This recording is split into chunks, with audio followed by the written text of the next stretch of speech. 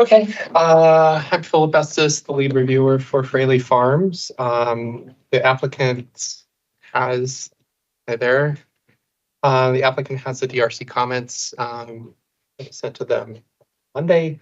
The major comments that we want to make sure that we discuss today are related to the perk test and septic fields and potential site design implications for that.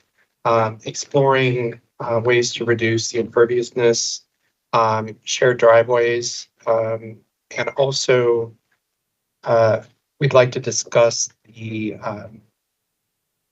forest clearing shown on lots 1, 2, and 11, and discuss ways that perhaps that could be reduced or mature trees could be saved. You had the transportation comments, and then anything else the applicant would like to discuss with staff. I'll turn it over to you. Thank you. Good morning, everyone. Pat Harris. And those items, for the most part, were on our list. I'll start with just real briefly with the water testing. So we're out there mobilizing, I think, today. So hopefully that's going to start imminently. And actually, just so you know, I mean, we're starting with the west, obviously, but well, the west and east are going to be done approximately the same time. So we're out there doing well. Good. So we're glad about that. So starting with the imperviousness, because this site is exempted, there's obviously no requirement to track the imperviousness, but we recognize that the overall policy is to try to limit the imperviousness, which we have tried to do that in our design. The roads need to be 20 feet wide, paving sections, so I don't think there's any give there. I mean, if there's the ability to limit sidewalks, we could do that. We didn't think that's what you were looking for. So, you know, we're open to hearing suggestions. There was a comment which related not to imperviousness specifically, but it relates, and that is the combined driveways of lots 5 and 6 and 7 and 8. And so we will be doing that for up to a width of 150 feet. I think that may, well, at the apron, it needs to be 20 feet anyway, so that's not going to be a reduction. There may be a slight reduction in imperviousness that by combining the two, 5 and 6 and 7 and 8 a little bit. But other than that, we don't see a whole lot of additional opportunity to limit the imperviousness here. And real quick question. So a couple of things are competing. We got the DOT comments this morning, and it looks like we're changing to 21 feet of pavement, which we can accommodate, but again, it's counter to reducing the impervious area. So we just need guidance from the collective group. Are we okay to stay at 20, or do you want the 21 just because it's going against our goals of trying to reduce it? But so there's a couple things like that. And the other thing, as far as that is, would you guys consider sidewalk on one side of Griffith Farm Road as opposed to 2? That's another opportunity. There's no other sidewalks in this greater community at large. So it's just things of that nature that we're starting to think about to see if there's other opportunities. So. Feedback on those? Do you want to weigh in, Rebecca or DOT? Is Billy the reviewer? Hi. Yes, this is Billy Whalen. You can use the 20-foot section for the open section where if you have a 6-foot shoulder versus a 5-foot shoulder, that's typical with the 21-foot section. And it shouldn't be an issue having that 6-foot shoulder. So 20 feet is acceptable. Yeah, and that's what we have right now, Billy. And just to be clear, the shoulder, you're not talking about a paved shoulder. You're just talking about the 5% shoulder at 6. Correct. Isn't it 2%? The section had 5%, and that's what we proposed. So we've just built it out. The old sections, the 1,000 sections? So the 2001. Yeah, whatever they show, just make sure the shoulder meets the grade requirement. Because there's a shoulder and then there's the swale. Correct. And so we want to make sure if you roll off the road, it's not a drastic drop. So whatever's in the thousands. So basically, One section shows the 6 feet at 5%, so that, Yeah. hopefully that's good. yeah. Okay. And so because basically Complete Streets doesn't deal with, it only deals really with closed sections. And so basically anything outside the paving section we can use the old standards. And then what about the comment about sidewalks? About sidewalks, so we will need to, so per complete streets requirements, sorry, we will need to address like sidewalks. That's a comment that we made on the previous plan. And that's something that we would like to see. And for the plan itself, we will need you to actually put that on the plan, the sidewalks. So for now, just show the 2 sidewalks. We can discuss a little bit more, and if there's opportunity to reduce, we'll let you know. Sounds good. For now, I think that's where we are Okay, for complete streets. that's fine. Yeah, we just, But I appreciate you thinking about ways to Mhm. reduce imperviousness. It's good. Appreciate that. Then going to the Griffith Park Road at Hayloft, there was a comment about making sure the truncations, the ADA ramps, and then there was also a comment about providing a crosswalk across the street. So as you probably know, that parcel was previously deeded or retained by the current owners to allow for access. It's 60 feet wide, so anything we do, we have to work within that 60 feet. We are showing a little bit of truncation, but I don't think it can get any larger than what we're showing. And the ramps are okay. The comment about a crosswalk, there are no sidewalks on that other side of the street. So I'm not sure why we need a crosswalk and what are we leading to? That's also per complete street guideline. We will need you to show the crosswalk as well for safety issues. so, So DOT makes that decision, and so we'll have to take a look at it then. yeah, and that's what I was gonna say. I know typically we end up with that at permitting when we're dealing with Mark. Setting a marking, Yeah. yes. If they think that there's a reason for it, put the crosswalk in, they'll add it there. Justine, was that comment only from us, or did it come from any other group or agency? No, from us. Just from us, okay. So we'll be coordinating with DOT then on that. So you'll let us know. Okay. Before we leave streets, did you want to review anything else regarding the sections?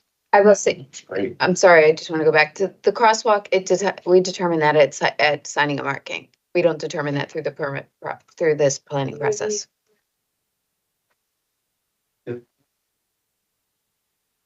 To handicap ramps or marking that delineates the crossing? So for that area, we have, because of the constriction there, we've got closed section. So we understand that there's probably a desire for ramps just to get us to flush with the actual pavement that's along Hayloft. So we don't have an issue with that. Our concern is just, one, we know that DOT doesn't like us to just willy-nilly put crosswalks without their input on it. So they've got to review it. And then the other part of that is we just don't know where it connects to. There's no other sidewalks in the community at large for that area. It's all just wide open section roads. That's So- what I think Rebecca said, we need to sit down. Absolutely. Yeah, we're fine with that. I mean, if we need to add a note to the plan that says we'll stripe it and permit if desired, it's fine. We're not sure where it goes. So ProAg kind of changed stuff, right, Sam? Like ProAg, changed things a little bit. So we're not, there's a little bit, and I don't know where we came up with I that. mean, we have a couple of options here. I mean, this is not something that we're going to be doing now. Sure. But we have two options.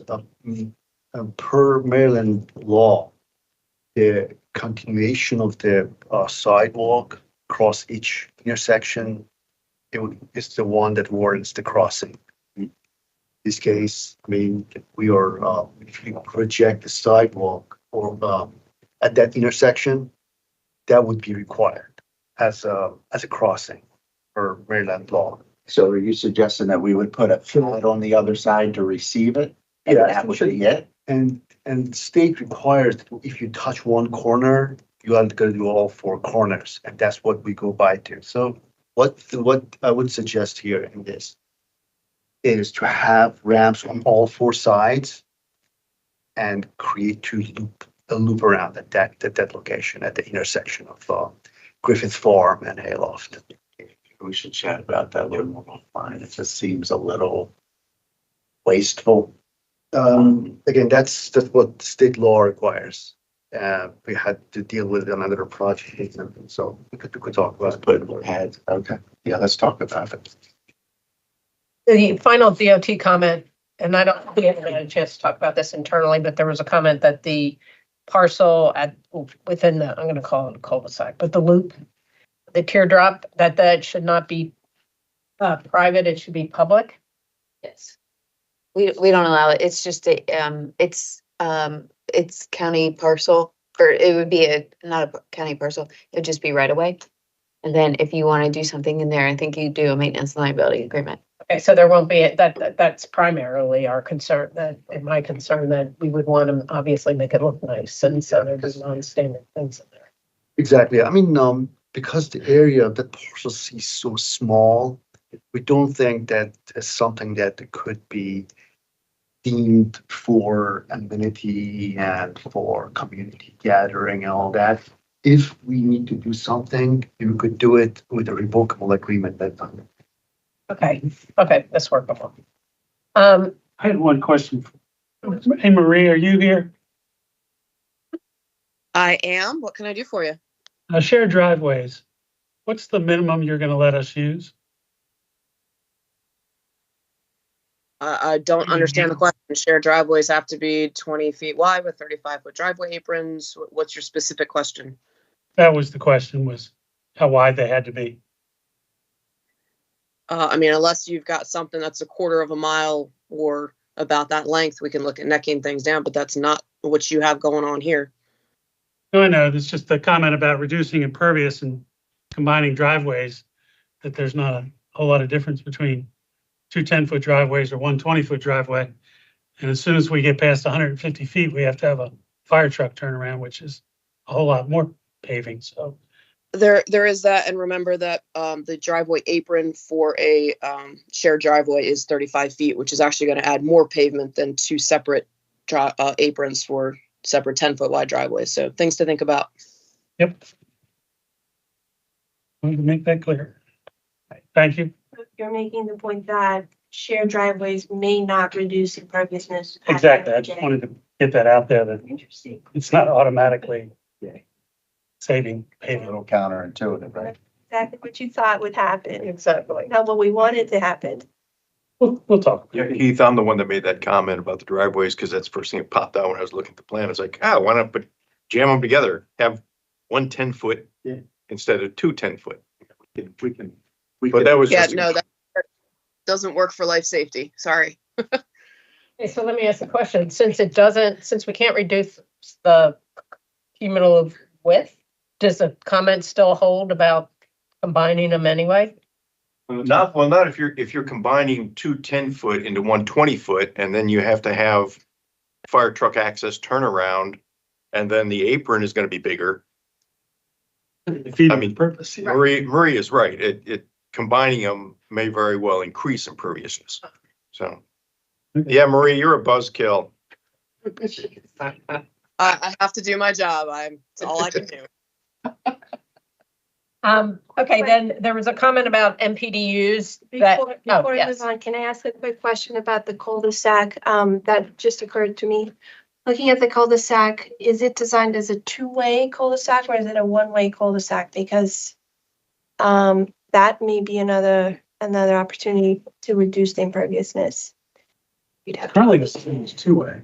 Wouldn't you look at like, It does. So for fire department access, it doesn't matter. It's the turnaround for the site. So that's still got to be 20 feet wide with no parking, whether you make it one way or two way. Okay, so it would stay at 2. Stay at 20. Do Okay. you meet site distances with that? You do? Okay. It's all fine through there. Okay. So, and the reason to have it at a 90-degree turn, what is that reason as opposed to having it more, I guess? Well, if it's one way, then we can change it. If it was two-way, that's why we have a 90-degree. Because if you angle it really sharply with two-way, it's where's people stopping and trying to turn left and right. But, you know, if there's a desire to make it one way, we could certainly look at a different shape. Right. I think the main impetus to it was to reduce the pavement. I think if we are not able to reduce the pavement, I don't know that there is reason to do it. Do others on the call have comments about that? We thought it was one way, actually. I mean, that would be what our recommendation is. I mean, less paving would be putting a cul-de-sac in. But Yeah, that's what I was gonna say. I mean, for what's worth, I mean, if you turn it to a standard 90 feet cul-de-sac, that's perfectly acceptable too, and it may reduce the purpose. We really wanted that element in the center. I think that's important. I think that's acts like a focal point, a community, identity piece. So we're not eliminating that. Well, DOT we can talk about this. So. This is Paul Mortensen. I think we always thought that it would be one way, but also I think that having a 90-degree stop on this very small circle seems very odd. And couldn't it be more of a one-way, sort of a teardrop where you come all the way around and then go back onto the Griffin Farm Road, extension, so that it sort of splits at the end of the beginning of the teardrop. Yeah, there's I'm no not reason. sure if that makes sense, but it just seems awfully odd to have a 90-degree turn on such a small little corner. Yeah, but it also will keep people from speeding. I mean, like if you're coming around and even if you don't stop, you still have to look, and it'll keep vehicles from going faster. Well, you only have to stop and look if people are going two ways, right? But we'll consider, and DOT will evaluate. We can discuss further. Okay. Appreciate that.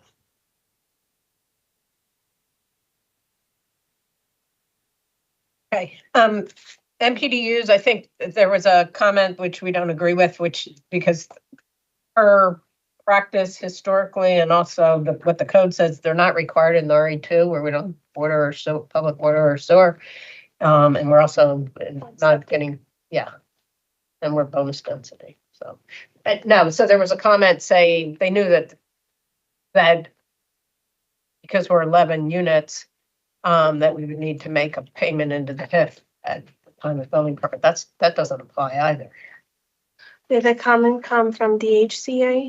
Yes. Or who? I think it came through DHCA and it wasn't Summer. It was, Is DHCA on the call?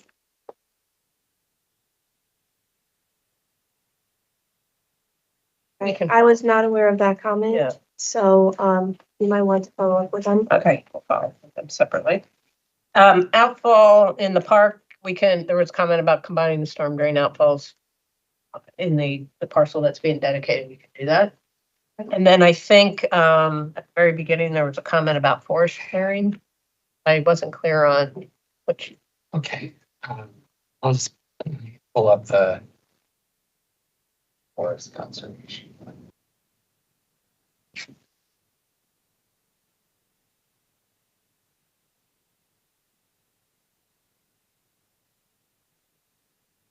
Okay, so in the forest conservation plan, you're showing forest clearing of 3.4 acres in this location. And when we were looking at this internally, we were wondering whether there might be opportunities to save more of the mature trees on the lots.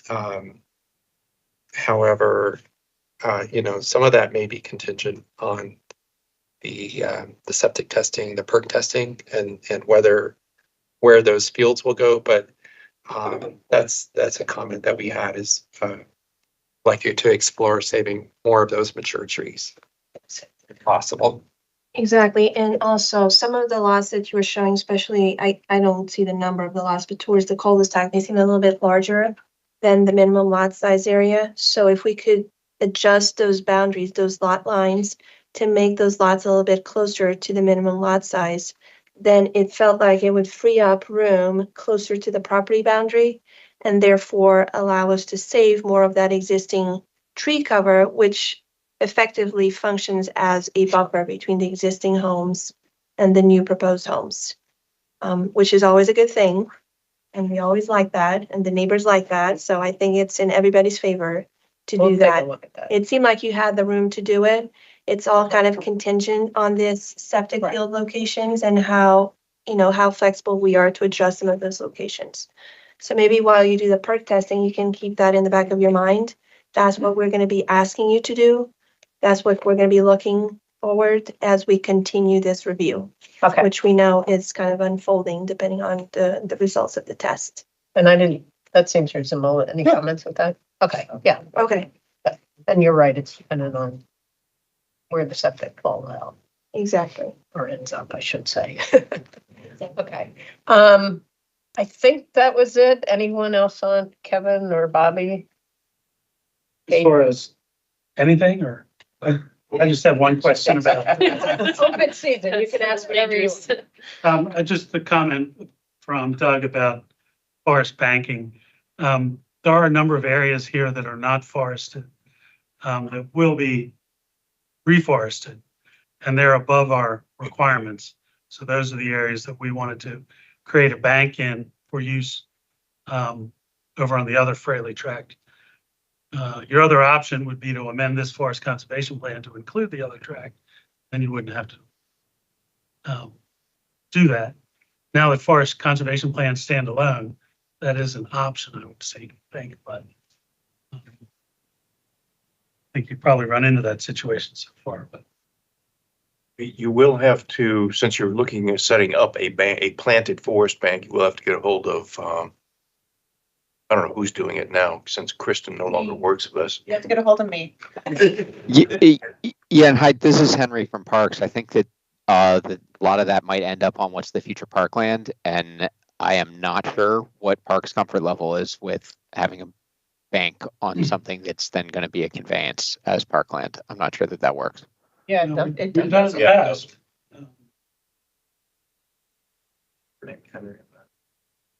I'm sorry, people were talking at the same time, and I couldn't tell if people were saying that they think it has worked in the past or that it hasn't worked in the past. We said both. So. Okay.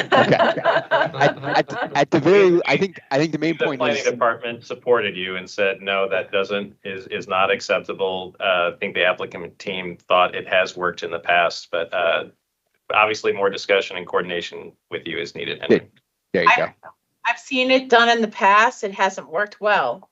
So you're gonna have to talk to Henry. Does it not work well because of legally granting it's an encumbrance and you're granting effectively an easement to yourself? Or does it work well from a practical matter that we're providing more trees on a parcel that's going to be parkland? It's because when the trees don't meet survivability requirements and you've already turned it over. So this is more of like an actual, it truly has not worked well in the past. Then you have to figure out how you're gonna enter and maintain. You have to have an agreement set up. And Parks doesn't usually get into all that. Yeah, it's all that added complication that I think is our main concern. So not a maintenance agreement, the 5-year maintenance agreement where. I mean, you would do a maintenance agreement to say that you're basically maintaining it and you're telling us, yes, I'm going to maintain this. Sure. But if it's owned by Parks, then by the time you have to go maintain it, that's when it gets tricky. Right, and Parks standard is we won't actually fully accept the conveyance until the end of the maintenance and management 5-year maintenance and management for the planting. So like carrying that forward, we're not going to accept a maintenance and management that covers the banked area as is required for that stuff. So I think that part's not going to work. I mean, we have to reforest it anyway, since it's an SPA. We're going to be doing it for 5 years. Correct. Yeah. Then it seems like we're sort of getting hit twice. I mean, that our requirements doubling if we have to do this anyway, and we don't get credit. Well, if you have to do it anyway, then it doesn't really qualify for a bank. What you originally said was it wasn't something that, you said it was above and beyond your requirements. It's the SPA clause where you can reforest the stream valley, anything in the stream valley buffer that's required to be reforested, that's above you can bank it. It's in the. So, I mean, you're gonna have to talk to Henry to see whether you can get some sort of agreement there. If we reach agreement with Parks, are you guys okay with it? I mean, it's really Parks' call on this. Or should you be in the meeting? I mean, I don't want to figure out something with Henry and then you come back to. You Plan. can include me in the meeting. It's gonna be probably primarily Parks' call as far as. Yeah, and I mean, I will go and check on this ahead of time. I mean, my inclination is to think that our answer is going to be a pretty firm no on we don't want to deal with having a forest bank on future parkland. Like, I think I can probably work on this answer. Like, I think the answer may be definitive enough that there's not really enough stuff to deal with a meeting on it. But let me check on that and get back to you. And if it's worth having a meeting, we'll get everybody together and keep talking about it. Just real quick, Henry, can you confirm we're gonna need a parks permit for the storm drain outfall? Because that's Correct. gonna be dedicated to you? Okay. Yes. Yeah. And I heard there was the mention before on combining them. And the thing from our perspective from Parks is making sure that the design of the outfalls, whether there's one or two like that they meet our park design standards. And part of that is making sure that they provide stable conveyance of the water they're carrying all the way from the outfall down to the waterway that is joining. And we've got folks who work on that extensively and can help with the designs and make sure that that you're meeting that. So just let me know about getting the right people in touch on that. We can make sure all that happens well. Yeah, that'd be great. Thanks, Henry.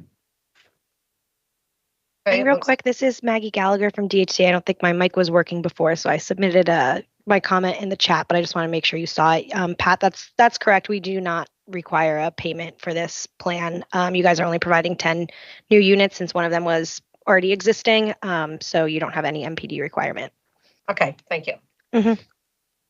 Okay, I think that's it. I have one that's just a quick master plan note. For the master plan conformance, it's in substantial conformance as long as Parks is happy with the conveyance. If there's some kind of discussion where the conveyance to Parks is not meeting their standards, then we'd have to go back and look at it for master plan conformance also. I spoke with Parks offline. They seem to be happy with what they're working with you. But if that changes or something comes up, then we have to go back and look at it because the master plan has a very specific line and a map there for what should have been conveyed to Parks. Parks is asking for something different. And as long as they're happy with that different line, we're good.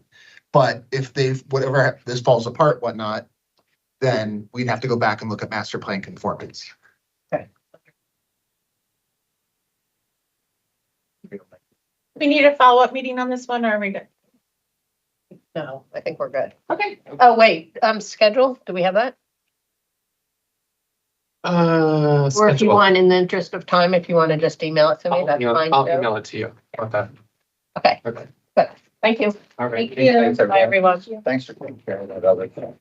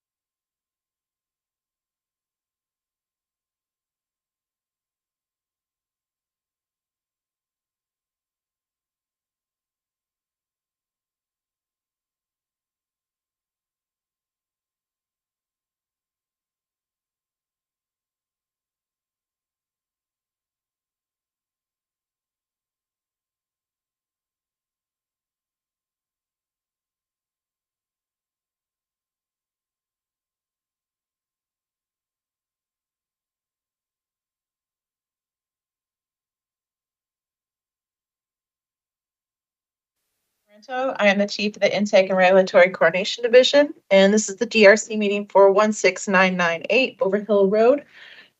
Your lead reviewer is actually Jonathan, but Mark Beal is sitting in for him today to give you the comments, and we're here to answer any questions that you have. This meeting is being recorded and live streamed. I'll ask Mark to kind of highlight any of the major issues, and then we'll go from there. Morning, Mark Beal for the record. What we have here is a preliminary plan for a already approved conditional use for a senior living facility on Overhill. I don't believe there were any major comments. This is your meeting for any questions you may have for us. Cool. Josh Sloan with FICA, and with me I've got the CHI represented as the applicant. I want to go over two things that would impact the plan. But one of them is from Deepak, and we've got Rebecca here. I think Deepak's on, about the complete streets, putting a tree panel, sidewalk, et cetera, down Overhill Road. That one, it looked like it's a recommendation kind of deferred to State Highway, who has this right of way. For now. For now. But we want to, the first question is, who's going to have authority over that comment? What do we need to do to address it? Because we do want to push back on it for various reasons, and I can go through those now, or we can submit them in our response. We'll need a written response. The thing is, so when the ICC was built, there was properties that they took over, and then they're in the process of handing back the properties to the county. And so this is part of one of them that would be. So we would assume that, generally speaking, that the county would have the say in the cross section. You know what that timing is? So when for access permits and things, we kind of also need to know which path we're going to be taking. So we'll be going into final engineering pretty quickly. Deepak, do you know? No, as far as I know, that it's the transways in the initial stages, the way in the initial stages. So it's probably going to take some time. That's what I came to know from Tiara. So maybe we can get some more information about how long it takes.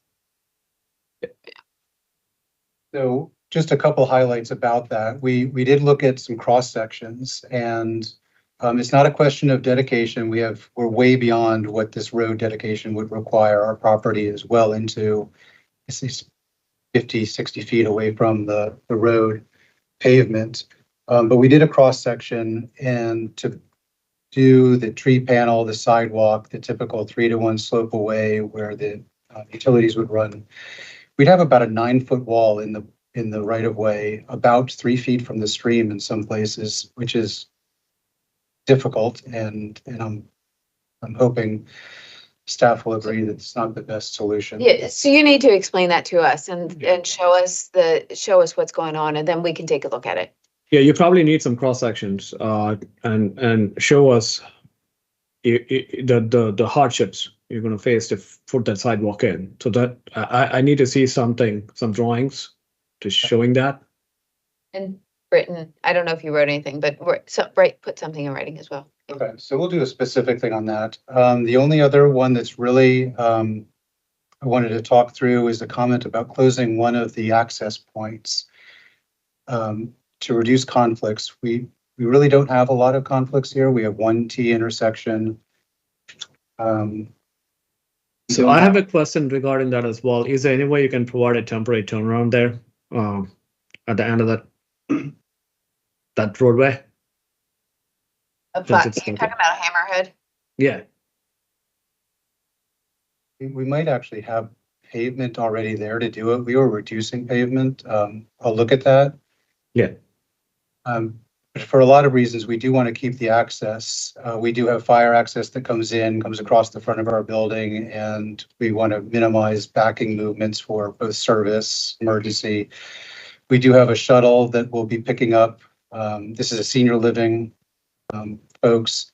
We do have shuttles and those kind of things that we want to be able to drive down to the entrance at the main entrance and then be able to go out.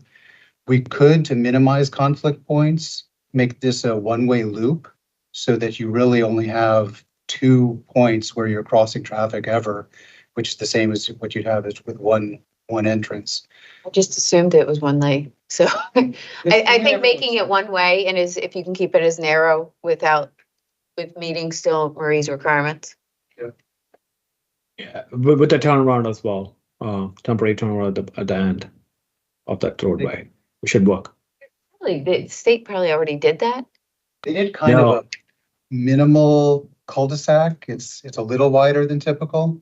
Yeah. But I think we can fit the turnaround, which is 30, I can't remember, something feet. If you can show what's there, like if there's a cul-de-sac there that's already, like meets it, then that would be fine too. We just don't Yes. see that on the plan. Yeah, as long as you can show me the turning movements that trucks can turn around.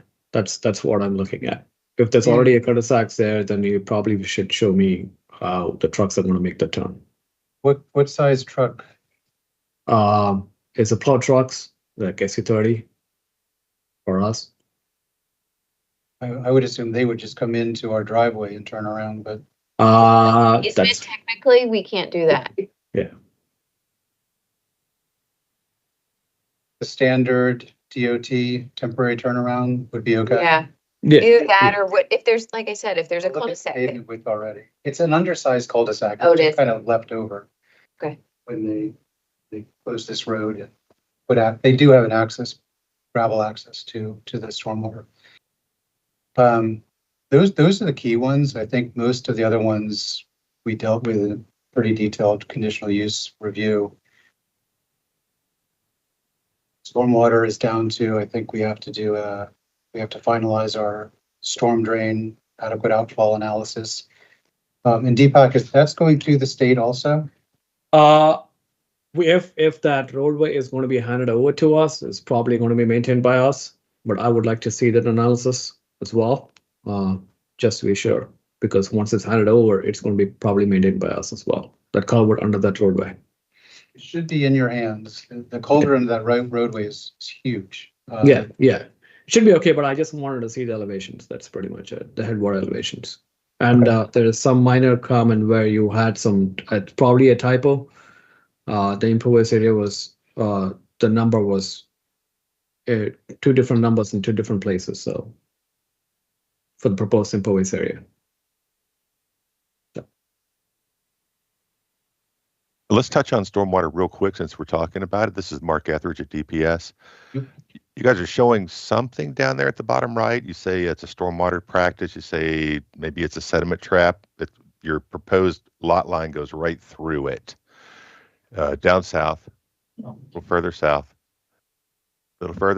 right in there. Is that a remnant? Is that a leftover SHA stormwater practice? Or is it a leftover sediment trap or something? It'll have to be taken care of somehow, because if it is a stormwater practice, we don't want to put a property line through it and have half of it in the right of way. It's a little bit nebulous. I'm not sure what's going on down there. It says sediment pond here now, but probably it needs to be addressed somehow. It's the only existing kind of, it's a low point that takes the water from the site. I think when the state took the property, they probably put the property line right over it without noticing that. So that's in our forest conservation area. We're probably going to be doing some fill in there. What kind of details do we need to provide you? Well, I want to make sure it's not a stormwater pond. It was labeled on my concept as a stormwater pond. If it's a stormwater management practice, then we can't have a property line through it. It's state highway would have to be, I guess it'd be a state highway practice. It's certainly not a county. If it's a sediment trap and it's stable and there's not a concern about it, I wouldn't have too much concern. I think right of way may have some concern and forest conservation may have some concern, but if it's just a leftover remnant sediment trap, it should have been removed by the state when they finished the project. If it's left there, I guess I don't really care. Okay. Well, I'll talk through with Jason Evans is on our engineer, and we'll see. I I think it's just a remnant sediment trap that was left there when the site was developed with the landscape contractors. So how does that trap outfall? Is it tied to the system? No, there are no pipes or anything. I think it's just a graded out It's hole. graded out? Okay. Like a swale, I think. Yeah, I think this is Jason Evans with like it right now it looks like it outfalls and there's another culvert. The one you see on your screen is coming in from the road, but further south there's an outgoing culvert back under the road again. Yeah, there you go. There's kind of the riprap to that. But we'll investigate per Mark's comment to see what exactly that is, if it truly is, or if that's just mislabeled, to see if it actually is a stormwater or sediment. Yeah. If you've got to do some bamboo removal anyway, you might want to consider filling that in and grading it out. Yeah, makes sense. Right.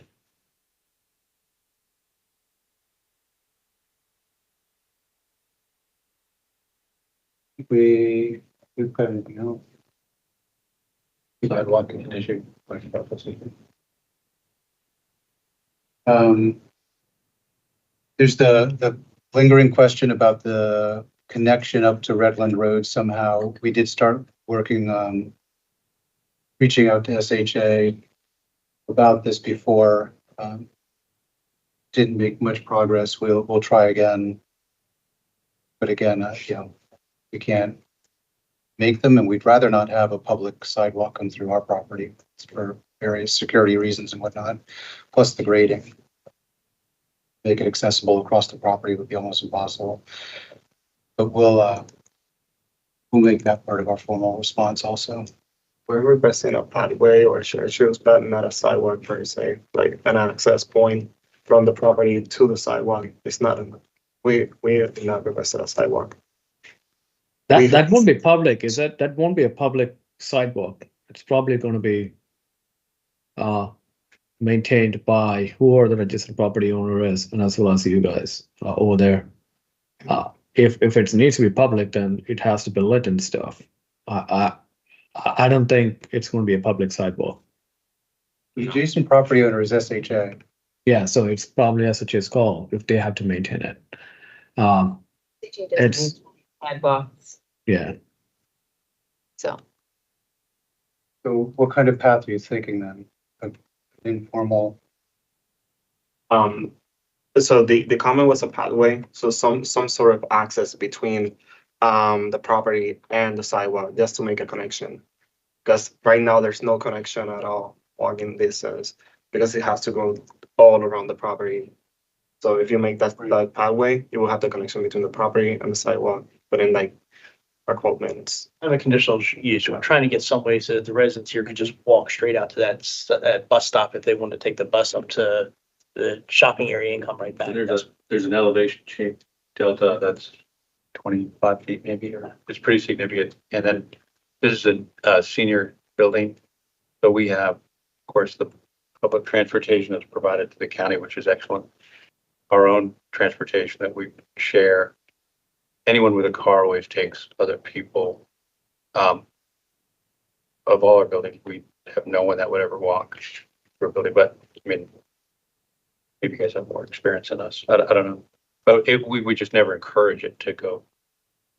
Some of the things that we actually like encourage is to make connections between like the properties and the like public transportation. And so we have actually like a bus stop there. We would like to actually see like the connection between the property to the sidewalk, so people could have like other modes of transport, not only just cars or the shuttle. And it's also like a sense of amenities and to recreation activities. People can walk there.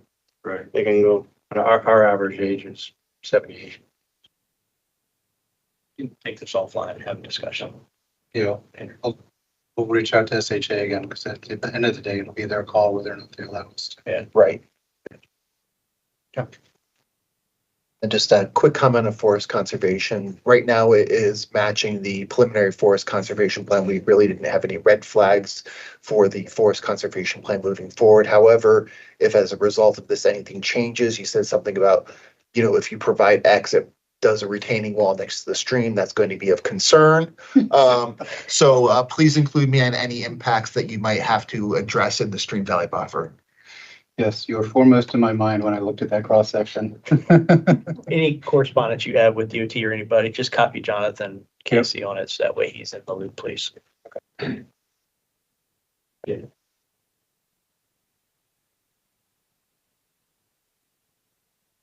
Anything else? All right, so thank you. Thank you, I appreciate it.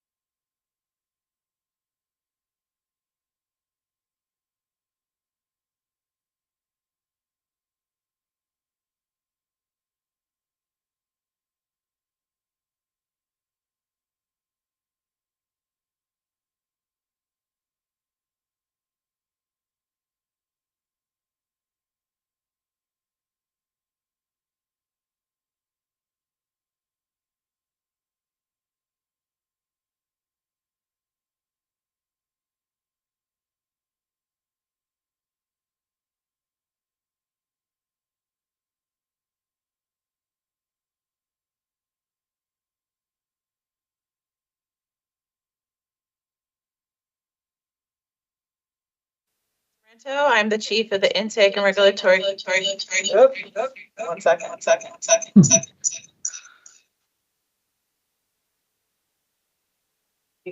All right. Chief of the Intake and Regulatory Coordination Division, and this is the DRC meeting for Democracy Center.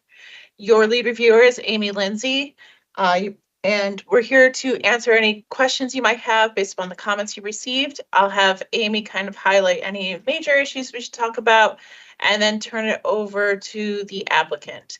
This meeting is being live streamed and recorded. Go ahead, Amy. Good morning. Well, we're delighted to see this plan as part of the transition from an office area into really more of a mix of employment and residential. We understand that this is a difficult site with a number of constraints due to the grading needed, and we really appreciate the set aside for the exercise facilities, the recreation.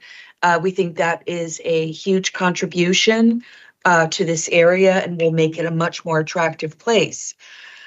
So really the challenge of this site and what the real issue comes with, and we understand we're just at sketch plans, we don't have all of the details, is how the building relates to the recreation facility and the road. And making certain that the building, actually there's a conversation and how you have a differentiation between public area, private area, and a transition between the two that works. So we know that we don't have all of the details yet, but that's really the issue that we feel we need to focus on. I'd also just sort of like to bring up again, and I know that this has been discussed, but those units that are going to be facing onto I-270 will be extremely noise impacted. And I mean, yes, there are architectural methods, but it's going to be important to get that noise study so we make certain that, the noise is mitigated. So that's what I would say our big issues are.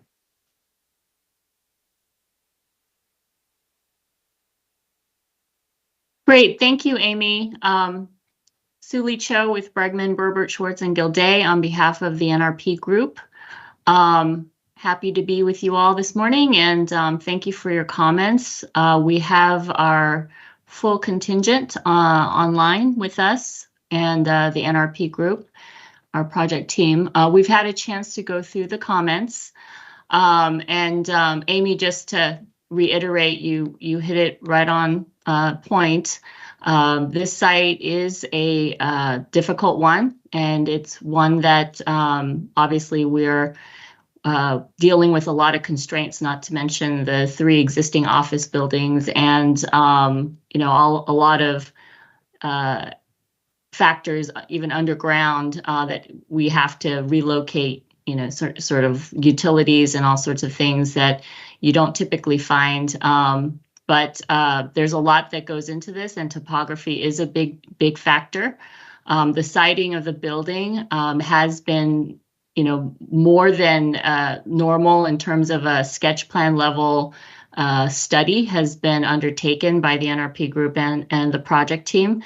So, and obviously, folks around the table are aware we had a number of meetings prior to even filing this, working with Henry and Parks Department and the planners, your team there, to sort of size the park and make it work with the density and what we're trying to achieve. So we took in the comments. Before we get to, I think, the design comment, the site layout comments, I just wanted to run through very quickly some of the other interagency comments, just so that we're clear. just going through the list, I just want to make sure that we understand that, which comments are for sketch plan, which comments are just sort of looking forward toward preliminary plan and site plan that we'll need to address at that phase. So the PEPCO utility plan comment, we understand that that will be something we look for or will be required, and is not something we need to address at the moment with the sketch plan. With the fire access, fire and rescue comments, we reviewed each one. We didn't see anything that was insurmountable. We know we've worked well with Marie, and we know she makes herself very accessible to project teams, and we look forward to getting with her one-on-one and making sure we get it right for the next phase. The DHCA comments we understand the MPDU comment, the master plan comments, sediment control required. The transportation comments, just generally the transportation comments and the frontage improvements. We would like to meet with both Richard and Brenda as soon as possible to kind of understand. We saw some things that need to sort of be reconciled, I think, between the two sets of comments. We just want to, we understand there may be an interim condition. Clarification on that, we assume that is a next phase comment, that we don't need to show or determine anything at this point on the sketch plans itself, and that we would like to meet quickly because the team is already undertaken or is engaged in efforts looking forward the next phase. But our understanding is that nothing needs to be actually done on the sketch plans, and we'd like confirmation of that. Yeah, that's correct. And most of my comments are pretty much the same as Richard, but we can discuss them too if you have any questions. Okay. And Richard, is that the same? Yeah, I think if you'd like to meet to talk about it as part of the sketch plan, we can do that. But yes, my comments were focused on the next stage of preliminary site on what the frontage improvements would need to be. Okay, great. I would just add that this is Carl with NRP. Our goal is to come in with the preliminary and site plan pretty soon after we get sketch plan, assuming we get sketch plan approval. So the sooner we could meet and kind of understand the comments and work these things out would be much appreciated. I mean, I think there's time set aside next Tuesday for follow-up meetings. We could have a transportation specific meeting to discuss that at that point. That sounds great. Let's see, going through the park planning, Henry's comments. Those are comments that we are familiar to us. We will continue to work with Henry and you all in terms of designing the park. Carl, is there anything you wanted to say on that point? No, I think we're going to continue working through, refining, improving. We had a really good call with Dan Averett at Parker Rodriguez, who's going to be the landscape architect on this one, and so feel good that we'll be able to address your comments. And then the area environmental comments, in particular the noise study, completely agree with you, Amy, on that, and that is being undertaken. The NRP has looked at a number of different variations of this building layout, inclusive of moving the garage up against 278.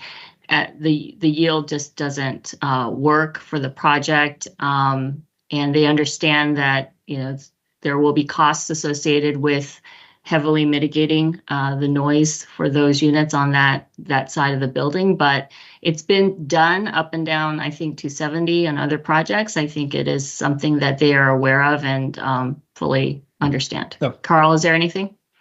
Nope, no, I'm just nodding in agreement with what you're Okay. saying. Again, we'll be addressing the FCP in the next phase. And then now we're getting to the design comments. We appreciate Natasha's efforts and thoughtfulness in terms of the comments as well as the sketch.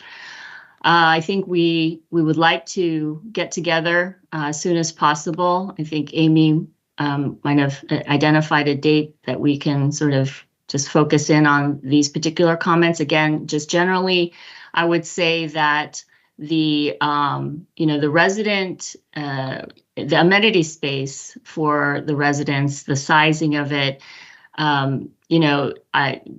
my sort of experience with NRP, they've gotten it down to a science in terms of how many residents they have to the amount of amenity space. I don't think that reducing the interior amenity space is something that is going to make sense for the project.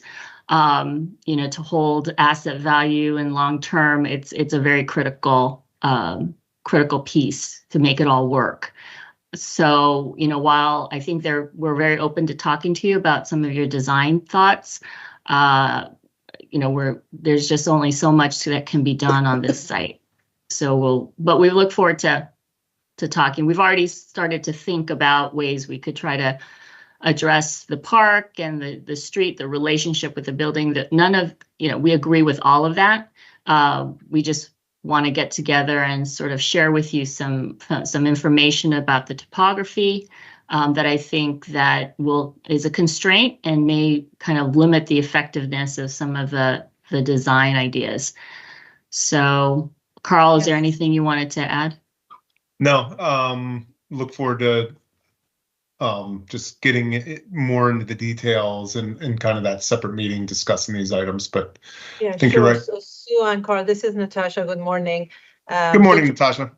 So just clarify, we never asked for any reduction on the residential amenity. The main concept that I sketched for you guys is pivoting the main bar of the building to be parallel to the street to better enclose the park and have a better relationship with the street. And by doing that, like I try to squeeze, it looks like your courtyard is pretty wide. So the sketch that I did is not shrinking any residential building. It's not taking any units out, nor the amenities. Just like the shape of the courtyard will be kind of, instead of the being like 70 foot wide and all dimension, it would be a little bit narrower at the bottom and wider at the top. But we thought that shift will help frame the park and the street a little bit better. But we are more than happy to discuss it in our internal, the later on in a smaller group. But also we do understand there are some topographies. But one of the main asks as far as like a layout of the park is to put the courts on one side and create a lawn, kind of like the central. But I know that there are some topographies there, but we look forward to see a detailed drawing and see how we can shift those and create a better layout for the park. And also the main connection between the sidewalk and the park and the building. Like now the only way that people can see the park because of the topography is coming through that ramp that you have on the southern portion. So we thought that maybe we can use that topography as a design aspect and create some sort of a terracing and a stepping and have some sort of a grand stairs to create the park more inviting. And I talked to Henry as far as those design comments to make sure we are not conflicting with what park has been recommended. So maybe at that meeting, it's better that also Henry be involved, so we make sure it wouldn't be any conflict in future. So as I sent an email yesterday, I've got 2 holds on our calendars, either tomorrow morning at 9:30 or Thursday morning at 10 a.m. So if you just get back to me with your preference. Yeah, for the applicant, Thursday would work better. Wonderful. I will go ahead and confirm that then and send you a Teams invite. Will that also take care of the transportation questions? Perhaps I can extend that meeting. Would that be acceptable? I think we're gonna have a lot to cover with just the design and building issue. I think with the transportation, I heard that Tuesday next week is an option. Yes, why don't we do that since that is on everyone's calendar, the interagency work session, which is next Tuesday, and it starts at. Well, we will send you an invite, yeah. Yeah. So will I just need planning and DOT in on that one? Is there anybody else? I think that'll do it. Okay. Yeah, I don't think we need to include this. This is Mark Etheridge at DPS, but I do want to point out that the DEP website is showing an existing underground stormwater management detention system on the property that we're discussing, just north of the existing parking lot that's shown at the bottom of the plan on the screen. So you'll need to coordinate with DEP and find out what that is. I think it's from the mid 80s. If it needs to stay there, I think there's an existing tennis court on the property now, and it's just adjacent to that tennis court. So you'll need to coordinate with DEP. And if you need some more information from me, you can email me and I can send you some information on it so you can contact them, give them the asset number and all that kind of stuff. It may need to be moved. It can be abandoned. I just don't know what the status of it is. Mark, are you talking right now? I'm not aware of underground detention. We are aware of a storm pipe that runs from the garage to the outfall along the 270 frontage. But our understanding was it's only a conveyance pipe, not underground retention. And our intent is to relocate that. VICA is in the process now of pulling together a stormwater concept for approval.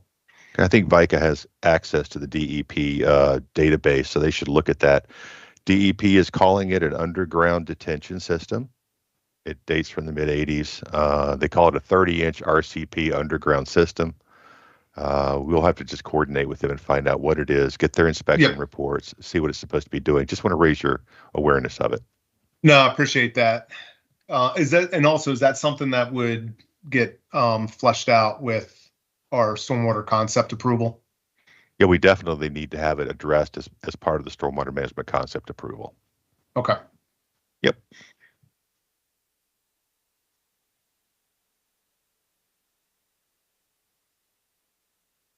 Well, great. We Carl? look forward to, sorry.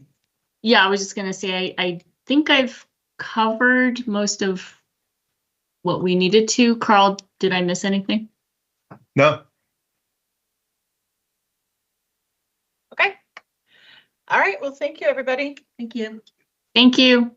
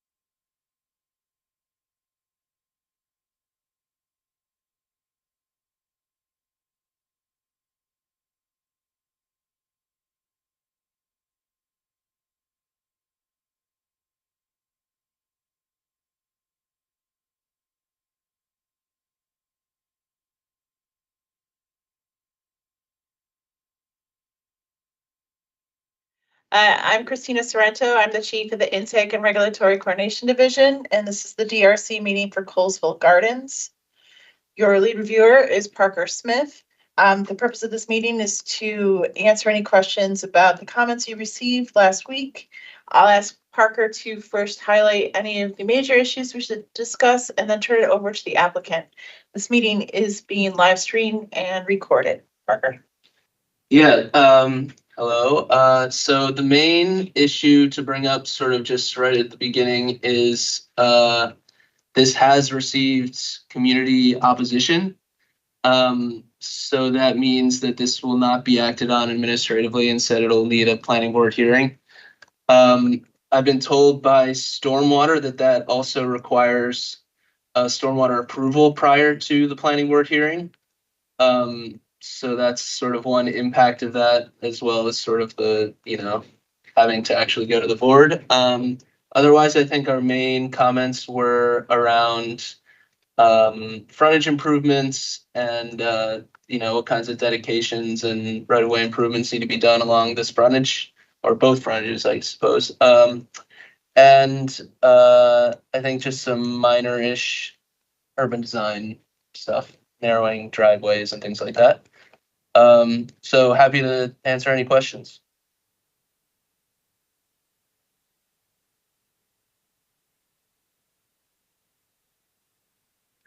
Is there an applicant up? We cannot hear you.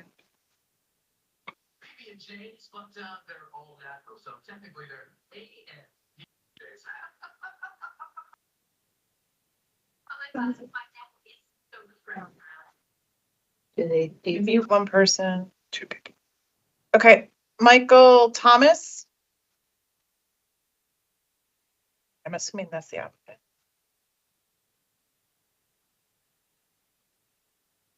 This is gonna be really quick if there's no applicant on. It looks like they're talking, but we can't hear them. Yeah, I heard something. Maybe they weren't paying attention. He's leaving. So, Might be coming back on. right.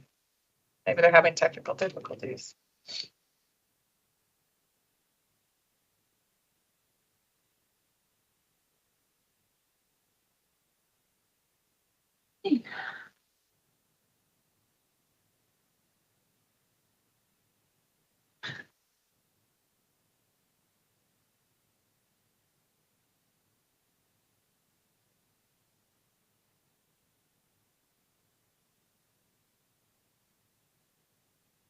I don't see anybody joining.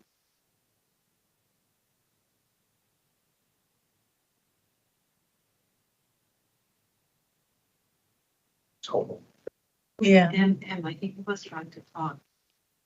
No, that's Matt, and I muted him because he was speaking. I think. Okay, Michael Thomas? Yes, hear can us you now? hear? Can you hear me now? Were you able to hear us? Yes, I can hear you. Okay, did you hear what we said before, or should we repeat our comments? No, I was able to hear you.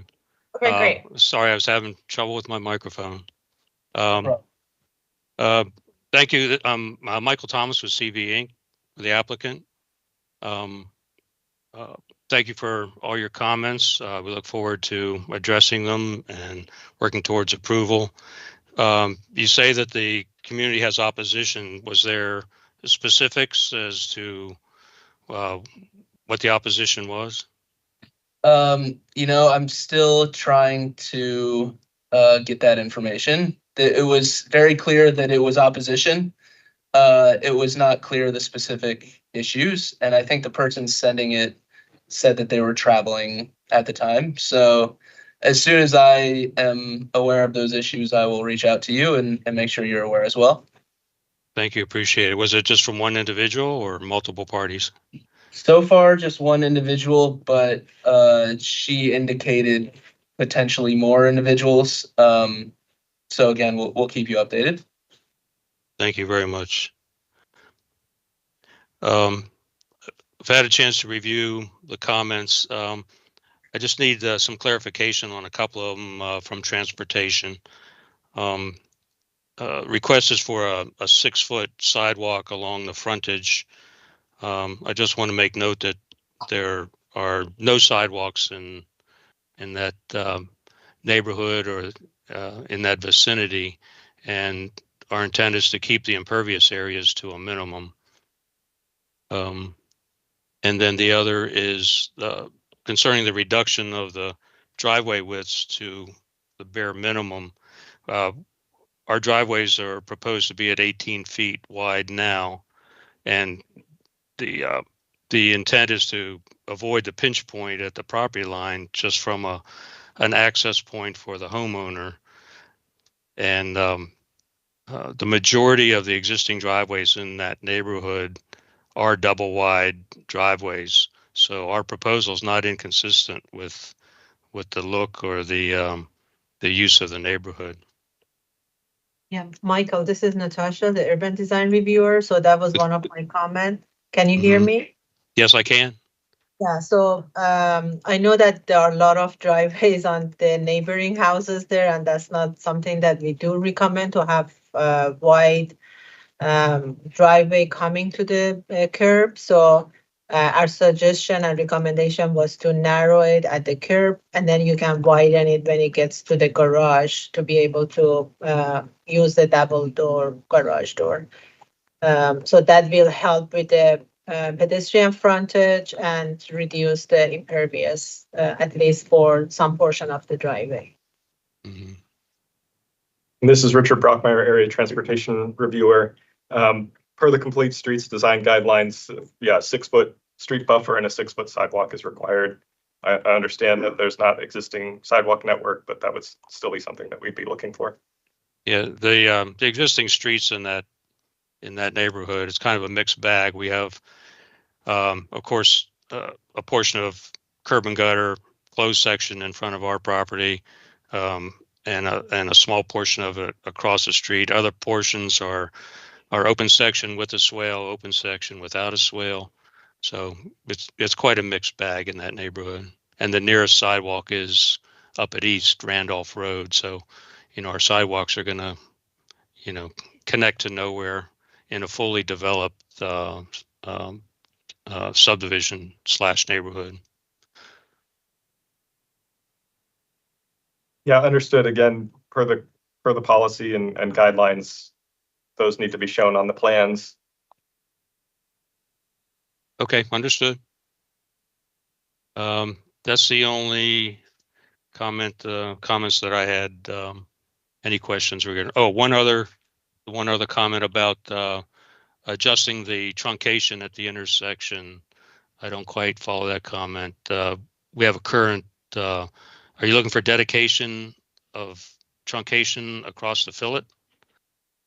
So you're showing a radius, I believe, and we usually just have a, 25 feet that connect their lines and then 25 feet back and then draw a line there.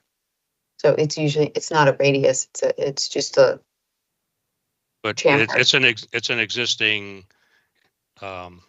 subdivided lot now with fillets. So you're asking for dedication across that truncation, correct? Potentially, Okay. Okay, understood. just where 25 feet back, wherever that hits. Right. That would be the line.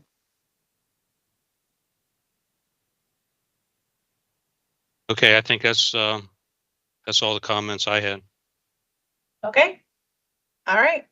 Thank you, everyone. Thank you.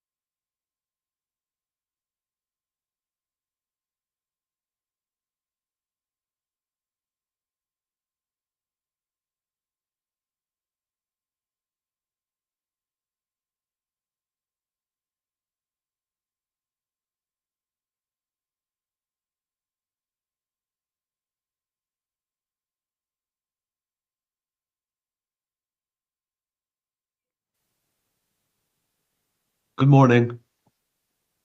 I'm Christina Sorrento. I'm the chief of the Intake and Regulatory Coordination Division, and this is the DRC meeting for LT at Cloppers. The lead reviewer is Troy Leftwich. The purpose of this meeting is for you to ask any questions you might have based upon the comments you received. I'll have Troy kind of highlight any major items we should discuss and then turn it over to the applicant. This meeting is being live streamed and recorded. Go ahead, Troy.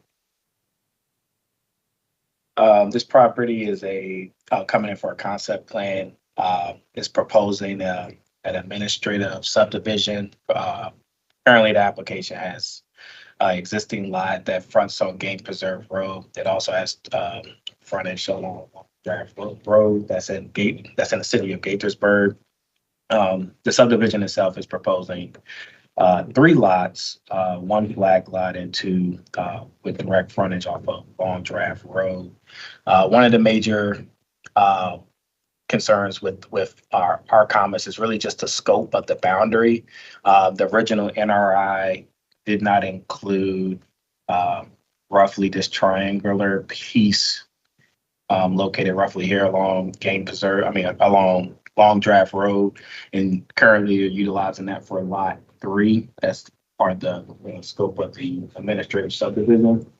So first thing, we needed to get the NRI updated to include that portion of the parcel that you're including within that subdivision. So, as we had mentioned, we're recommending an extension at this point until we can kind of solidify the timeline of that updated NRI, so that we can ensure that the scope of the subdivision is meeting that NRI requirement and FCP requirement. And then also currently the application of the subdivision doesn't include the property that fronts on Game Preserve Road. So we need that parcel to be included within this subdivision as well, but that's not recorded. And you're currently coming in for a proposal to kind of subdivide a non-recorded lot, which is typical with just subdivisions in general. I had mentioned too within our comments that you're currently showing a flag lot. It doesn't meet the criteria of in the notes or within 2 things with it. One, the planning board has to approve it, which would automatically kind of get you out of that administrative sub process that's director level. And then we also don't find that it's unusual in topography, environmental conditions, and the position of the track as it relates to making the subdivision feasible. So essentially at this point, we are recommending to get the boundary of the subdivision correct in regards to just the areas that you're utilizing for the subdivision, update the NRI, and then proceed with essentially 2 new lot subdivision with the 2 properties along Long Draft Road, and then would also include the existing house on Game Preserve Road. I think that's a feasible layout that we could probably support for administrative approval. That's kind of our overall comments at this point. I'll turn it over to you, Mike, in regards of anything that you deemed important based on the comments as well. Thank you, Troy. Appreciate it. Thank you for inviting us to this DRC. And just to let you know, I'm representing obviously the plans, but also on behalf of the client applicant. He's out of town right now, out of the country, so I'm sort of representing him too. I looked at the comments in some detail. There's quite a few of them, so obviously I haven't memorized every single one, but I looked at them end of last week and again this morning. And Troy and I had an outside conversation outside this planning board. Outside of this DRC. So the major comment that I want to really just focus on and have questions on is about the flag lot. I understand the requirements for allowing a flag lot. What I would argue in this case is that the tract is a bit unusual in that the length of the track between Long Draft Road and Game Preserve is a much lengthier tract than the width of it, which kind of has forced us into this flag lot situation.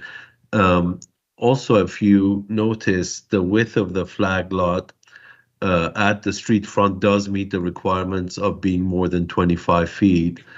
The frontage at the building line obviously would meet the requirement to be in excess of 75 feet. So for that reason, we were sort of forced into providing this flag lot because there is a pretty large area that is available, for subdivision, obviously. Also, there's some precedence where the project to the north, if you will, which was recorded some years ago, it also has 2 flag lots on it too. One off Game Preserve, one off Long Draft Road. So the argument that I would make is that it's not really out of character for this area to have 1 additional flag lot that we're proposing. And the proposal we made as part of our plans sort of takes all that into consideration, whether it be, for the 2 reasons that I've mentioned. And that's kind of where we're going with this, and would like to see how we can really just keep that 3rd lot, to be honest with you, in the middle, and have that 1 flag lot, because I think the character of the area and the unusualness of the tract, in that the length is much longer than the width, would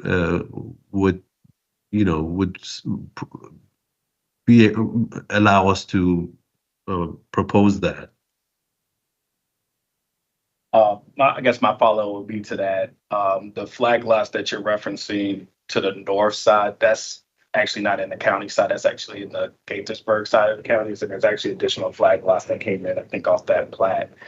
That was part of a larger subdivision, I think, of the original plat. But nonetheless, in regards to just as it relates to how the code is referencing it, I think it's more so when there's a situation where the only thing that's feasible with the subdivision would allow for a flag lot. In this scenario, you're essentially getting 2 new lots, not necessarily 3. I think there's no issue with meeting the zoning requirement of a flag lot in regards of how you laid it out. It does put a little bit constraint on the building footprint of building 3. So if the flag lot does go away, or lot 3, if that flag lot does go away, you have a better positioning of that lot. And a better situation of those 2 lots along Long Draft Road. So, based on the code, it's not it'd be one thing if you're only getting 1 lot off of this this scenario. We're saying you're essentially can't get that lot because it doesn't meet the criteria, and then there's no subdivision. In this scenario, you're essentially getting 2. There is a feasible pathway with a 2-lot subdivision without creating a flag lot, but putting the constraints on the other 2. So I think just in regards of how we've been implementing flag lots is this property doesn't meet the criteria of that standard. But we can have additional conversations. Would it help if there was some attempt to adjust the proposed lot lines between the 3 proposed lots so that would make it more palatable, if you will? I would imagine it would still be a flag lot, but I don't know, maybe reposition things a little bit, maybe move some lot lines around, in the axis of north to, I don't know if it's north to south, but maybe east to west type thing to position it better, let's say. I think you're still dealing with the same, constraint in regards of us trying to justify it for flag lot. It's not a situation of, making the other 2 lots a better layout. It's just that the scope of, what you're proposing in the configuration of this lot planted as a theme that this is an appropriate area for a flag lot. Not a design or layout per se. Because like I said, from a zoning perspective, you meet that criteria, just necessarily just how we've been implementing flag lots is where we can't justify it. What about our position that the tract itself is generally between the two roads is situated in a way where the length, if you will, is much longer than the width, and that what kind of causes that third lot to be want to be a flag lot. What about that approach or argument, if you will? I think going back to like my original statements that, it'd be a different situation if the lot that's being created was just a flag lot or just one lot or additional lot was coming in, that the flag lot scenario was the feasible way to get the frontage off of Long Draft Road. But in this scenario, you have enough frontage for 2 new lots. And what's happening now to get the flag lot is kind of a putting constraints on the other 2. So it's not a situation where the code is not allowing you to subdivide, and then the flag lot is the appropriate mechanism for you to subdivide. The code is allowing you to subdivide. The flag lot is just being an extra dynamic that's putting constraints on the other pieces that also doesn't, the site itself isn't necessarily hitting the criteria that limiting you from subdivision, if that makes sense. Okay, what I will do is I will report back to the applicant. Like I said, he's out of town. We'll have that conversation with him a little bit further. We agreed that we probably would need to do an extension, so I'll be filing that on his behalf later on in the next few days. And then, our position probably is that probably we may need to have some sort of a conversation once I talk to him and go from there, basically. All right, yeah, that sounds good. I think we could do like a 30-day extension, director level, and then that can figure out when you need to submit the NRI, and then we could probably do a longer extension that would probably have to go to the board to kind of figure out the appropriate timeline. Okay, great, thank you. I have taken in the other comments. I'll evaluate those with the applicant also. I do just want to say something. I do believe that triangle piece was part of the original NRIFSD because it was shown on the plan, but I'll look at it a little further and see why is it that that comment has been given. But I thought that it was part of the original NRIFSD actually. At least the portion that was at the frontage of this particular track. Well, the entire thing has to be included, right? The NRIs and forest conservation are done on the entire property, whether it is being disturbed or not. Well, the thing is that triangular piece is kind of like a piece that's not really part of this tract. It was a separate parcel that was, I believe, deeded back because it was held by an outside owner, but it was just deeded back just because of access requirements and things like that. But I don't think it was part of the original tract. But I'll look at it. We'll look at it, and whatever we need to do, we'll take care of. It's not a problem. I'll also say, just look at the comments from transportation, because there was some improvements along Long Draft Road that would affect that track as well. I think you're referring to dedication. Yeah, and there's a PG that was also kind of. Yeah, I will. So one question, being that Long Draft Road is a City of Gaithersburg right-of-way, how does that work? Are we having to be sort of adhering to their regulations? Does the county bow out at that stage on Long Draft in particular, or do they just get involved with the permitting part of it? Richard, did you send them? Yeah, so we provided the plans to Gaithersburg. It would be their jurisdiction. That's why I provided the comments I received back from them on what they're looking for. Yes, I saw those. Yes, thank you for that. I appreciate it. Okay, so any dedication would be part of the record plat, however it ends up being. Correct. Okay, great. Yeah, that's all I have in terms of questions right now. I'm sure we'll be going back and forth with one or two people at the county level to resolve issues. I'll report back once I've talked to the applicant when he comes back into town, and then we'll file the extensions, and that's about it right now. All right. Thank you. Thank you all. We appreciate your time.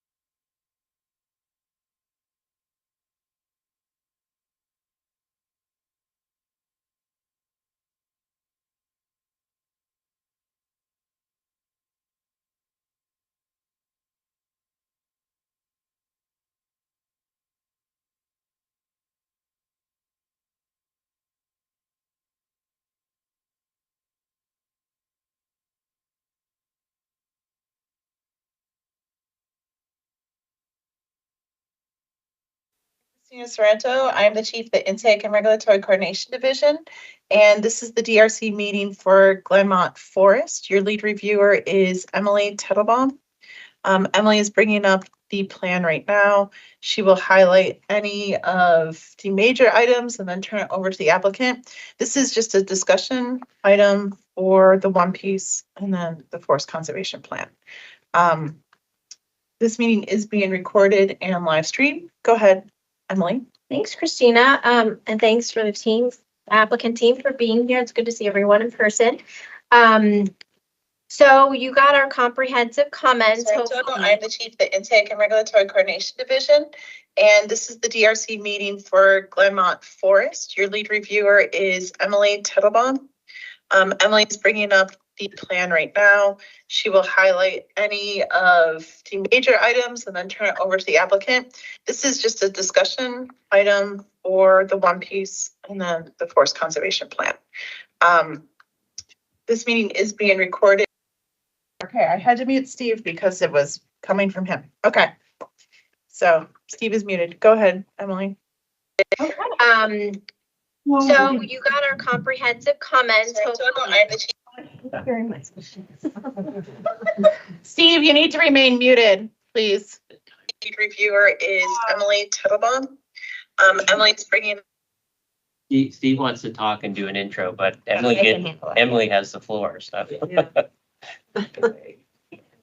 Okay, Emily, go. This, I don't know if we're having problems. It's repeating itself. It's being recorded. Okay, I had to mute Steve because it was coming from him. Okay. I am. So. I hope this doesn't go against our 3 minutes. Attention is going. We're good. Please. I am muted. Viewer is Emily. I don't. 5 minutes later. We could try leaving the meeting and rejoin. It's Steve. Everybody else is fine. Okay. Okay, well, you're gonna let him know, Liz. I think I think he was saying they continue to hear the feedback loop for some reason on their end, but maybe he can leave and come back. Okay. Well, apologies to anybody who's listening to this for trying to get the audio sorted out. But again, thanks to the applicant team for coming here and being with us. We're really excited about this application. You all received our comments. I'll just summarize some of our kind of top comments. Due to the location of this project and the existing naturally occurring affordable housing here, we are interested in a binding element about affordability. We've done that for a lot of other local map amendments. So that's something we can discuss. We'd also really like the applicant team to explore options to include the adjacent police station parcel and the SHA parcel. DGS is apparently interested in redeveloping that police station. It's one of the oldest, so there is some interest there. So we would really like to see those kind of opportunities explored. It would really make for a nice cohesive redevelopment of this corner of the intersection. And there are also quite a few FCP issues that will need to be worked out during the course of our review. So those are just kind of the big picture issues as we see them, kind of the main ones, but we're happy to discuss anything that you all would like to discuss here. So I'll turn it over to Mr. Robbins would like to make an opening Okay. statement.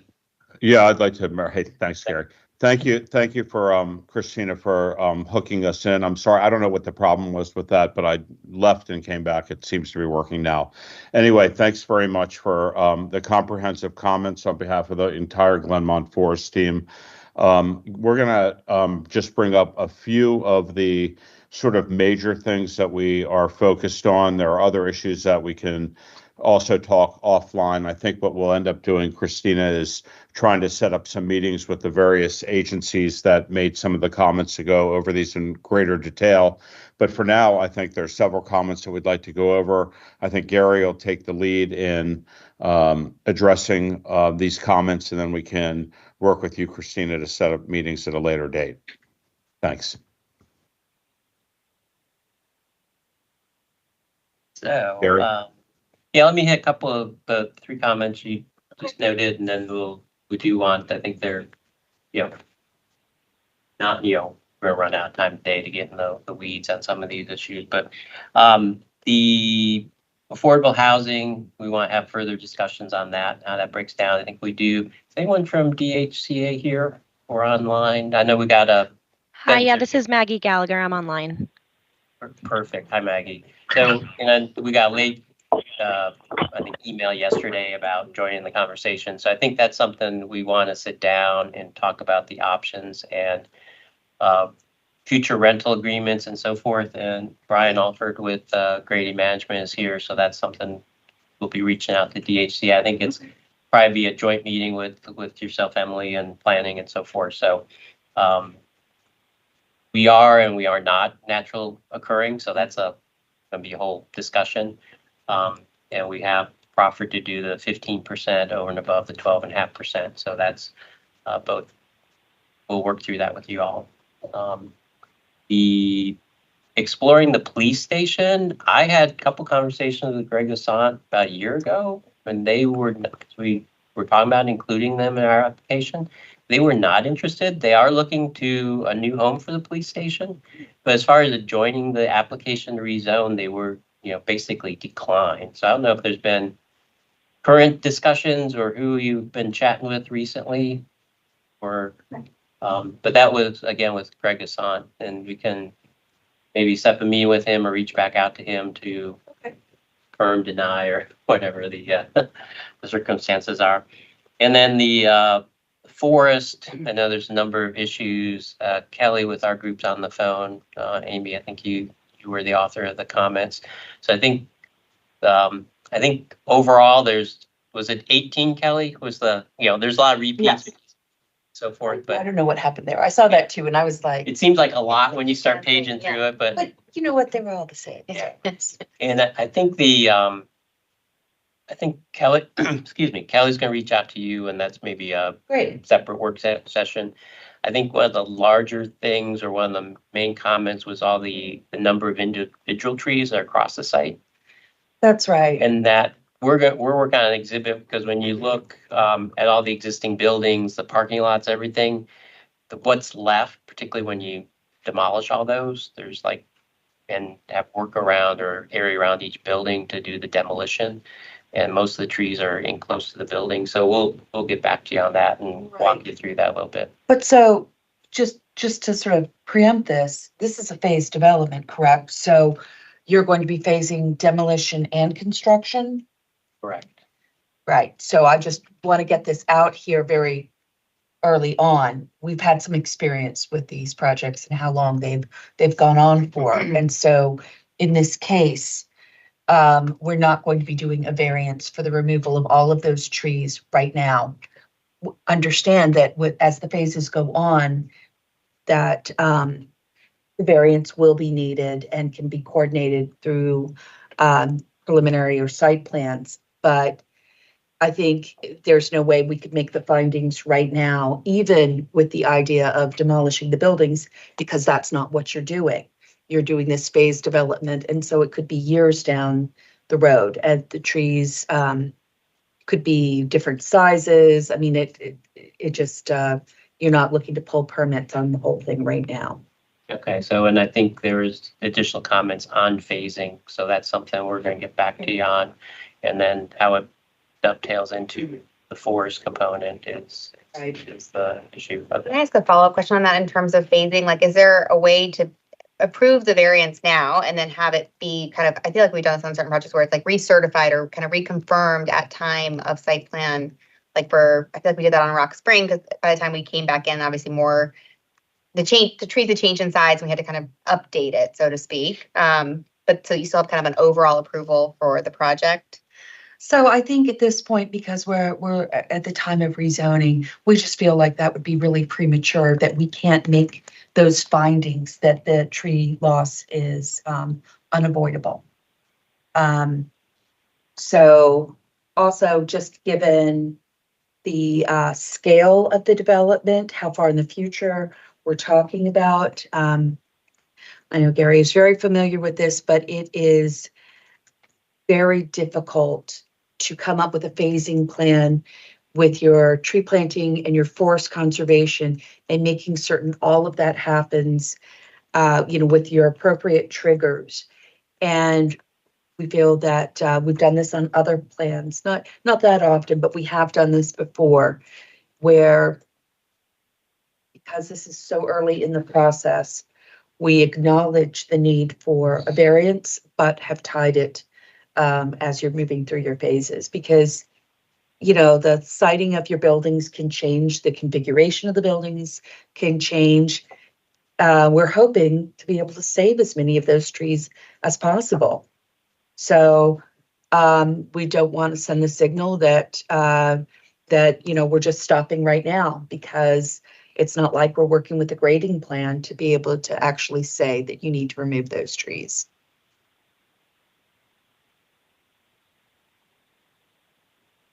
Amy, has that been in the context of a zoning case where you're talking about this whole phasing strategy and not dealing with the variance early on in the process?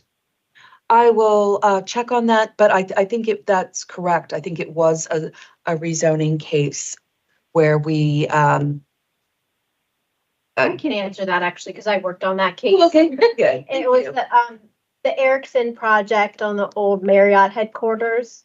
It was a rezoning that had a forest conservation plan with it. There were a lot of big mature trees there. So there might have been a couple trees that were approved with there were like 3 trees but the majority of variance trees were not approved for removal with the preliminary forest conservation plan.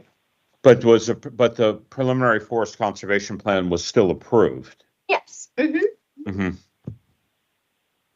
Okay, because I'm sure the hearing examiner will be looking for that.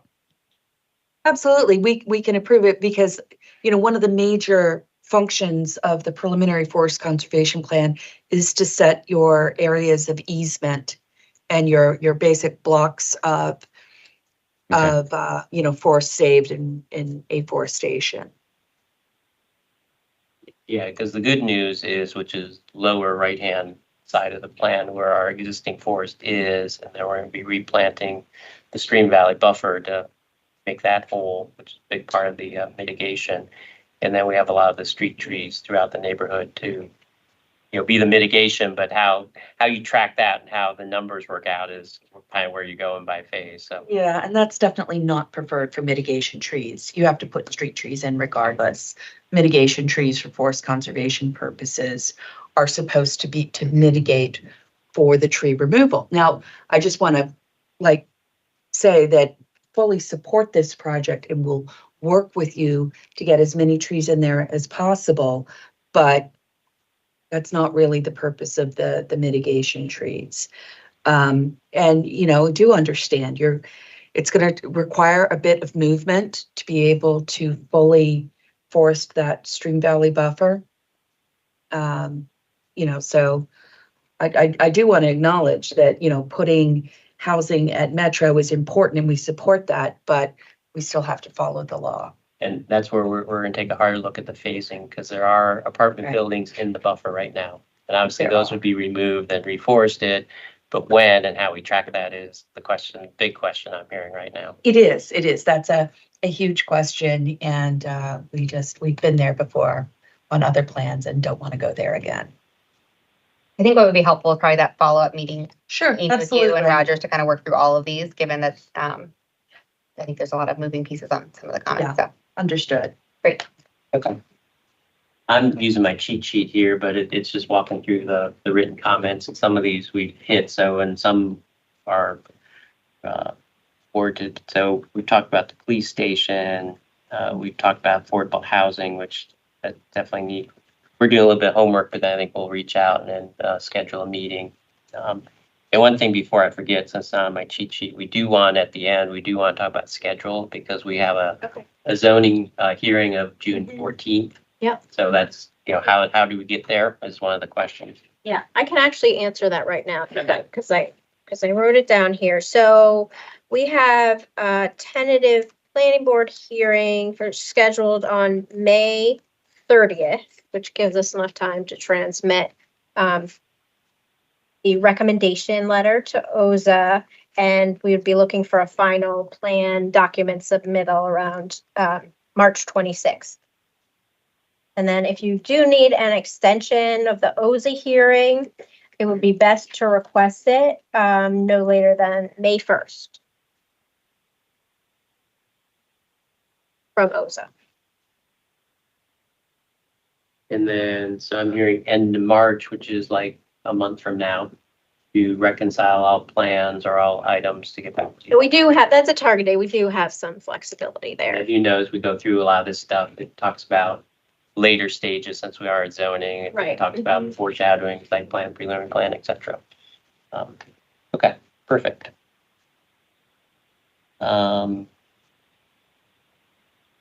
Liz or Brian, any other questions on affordable housing or go to design comments? All right, just keep going. So make sure we get them to come to transportation. And I think and this is. One thing, just also, Gary, about affordable housing is we'll also address, Emily, I guess, with you and maybe also with the HCA.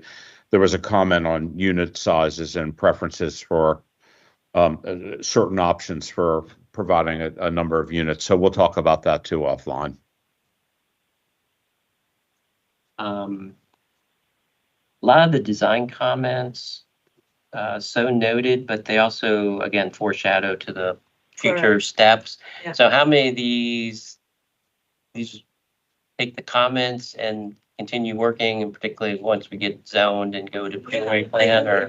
Like, there are some easy one that can be addressed and get corrected through the LMA application that we really appreciate that. But as far as like the architecture, I know these are a lot of placeholders at this moment, so.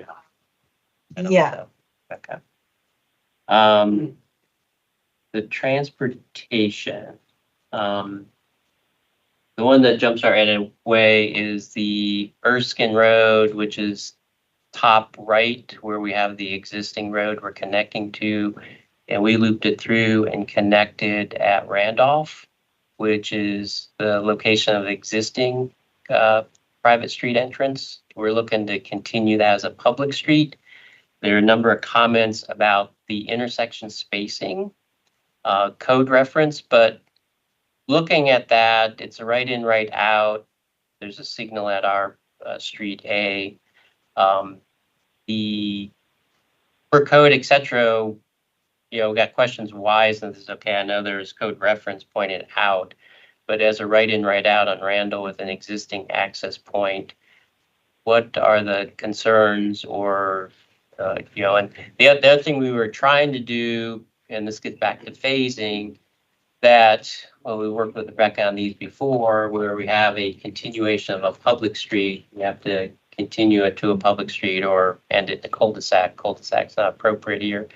But the rest of the streets, we were looking to be private, and as we phase this, it's going to be, and how it works with the loop road that's out here, there's going to be, building a public street all the way through the site and getting rid of a lot of the units is not going to work phasing wise. That's why we're looking, Erskine would be the only public road, connect to Randolph right in, right out, which I don't know if the comment was for a regular intersection, which is, I think, what the code applies to, where we're just looking for the right in, right out.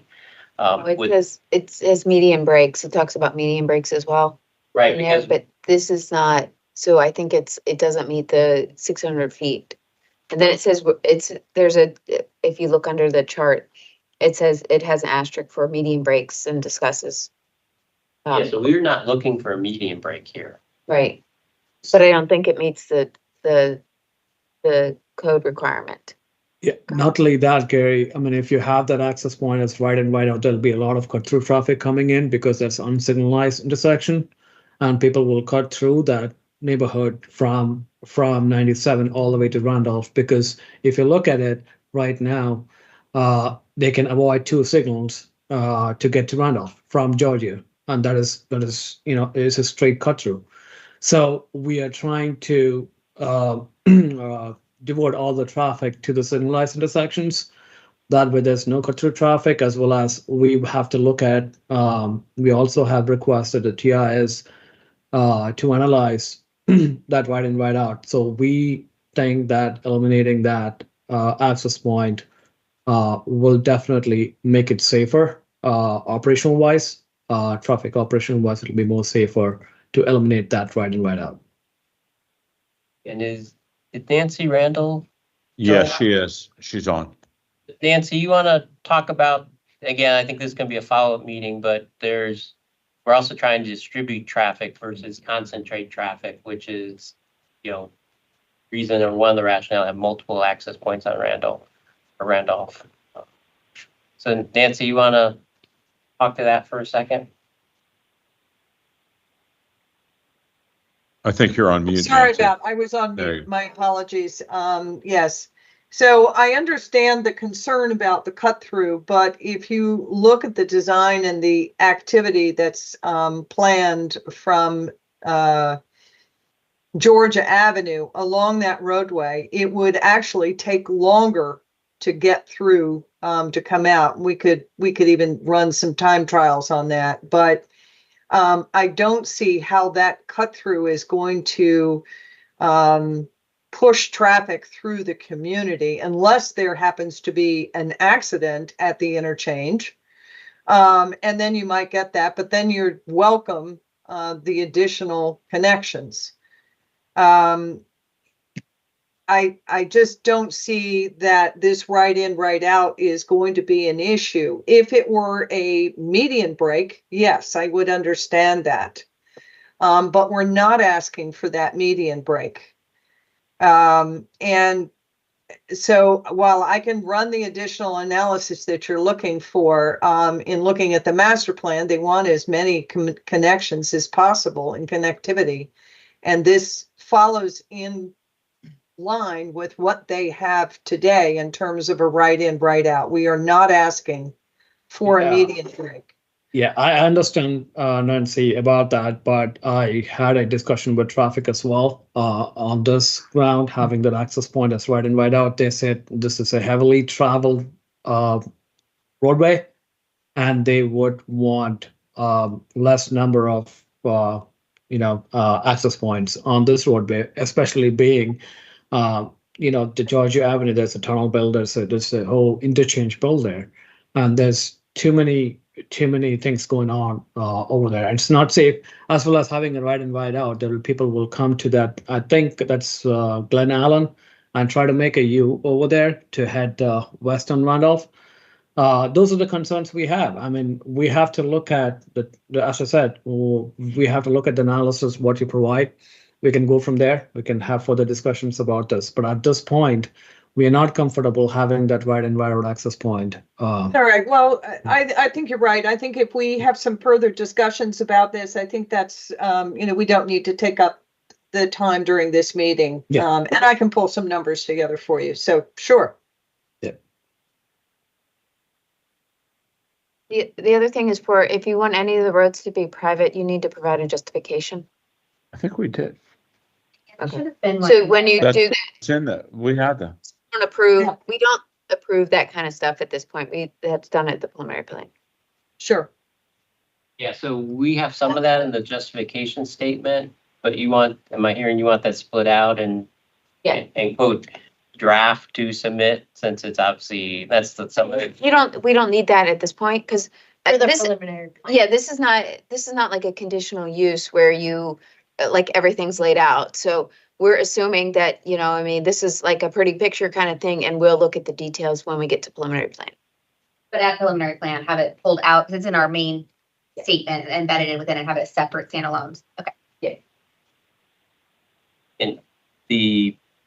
And obviously we're relying heavily on private streets, and they're independent or subject to the justification.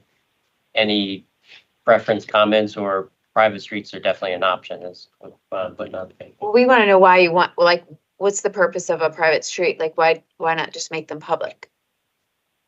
You can't close them down. Like, if they're private, you can't just close the road down. You still have to go to the county for a permit. Do you want to do special pavers, and that's even, I think there's some written information in the code that talks about what you can and cannot, why you can and cannot make it private. Phasing is going to be a big part of this, but that's I think we can outline that for you. Yeah. Because knowing the code and what the county wants for public road, well, build that all up front probably, or maybe in a couple phases, but that doesn't work with the buildings and what the geometry that's out here. So Right, and so maybe we need to have a discussion with Sam's group about how that works. Like it, you know, when you guys submit this, usually we don't see phasing plans for the preliminary plan. So they're usually in, I think, in the site plan. So if you submit a phasing plan, just let us know. well, I think that would be with this part of our justification right now, that kind of, because we're definitely going to be updating a phasing. I don't, my lack of understanding about construction, however, I just don't see that as a problem that would keep you from making them public.